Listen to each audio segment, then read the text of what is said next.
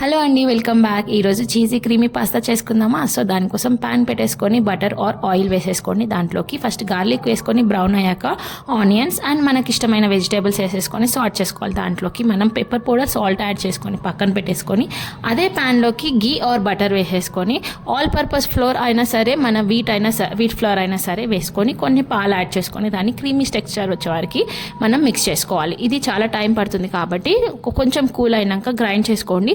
ఆ creamy texture ఈజీగా వస్తుంది, తొందరగా అయిపోతుంది అనమాట. టేస్ట్ మాత్రం ఏం చేంజ్ అవ్వదు. తర్వాత దాంట్లోకి pepper powder, salt, oregano and chilli flakes add చేసుకొని ఫస్ట్ సార్ట్ చేసుకున్న వెజిటేబుల్స్ వేసుకొని మిక్స్ చేసుకోవాలి. తర్వాత పాస్తా యాడ్ చేసుకొని కొంచెం ఉడికించిన పాస్తా వాటర్ ఉంటుంది కదా, అది కూడా యాడ్ చేసుకొని మిక్స్ చేసుకున్నాక చీజ్ వేసుకొని ఒక 5 minutes 2-3 minutes మనం సిమ్లో పెట్టుకుంటే మన చీజీ పాస్తా రెడీ అయిపోతుంది. నేను దీన్ని స్పినాచ్ ఆమ్లెట్ కాంబినేషన్లో చేశాను. మీకు ఆ రెసిపీ కావాలంటే కమెంట్ చేయండి. నచ్చితే లైక్ చేసి సబ్స్క్రైబ్ చేసి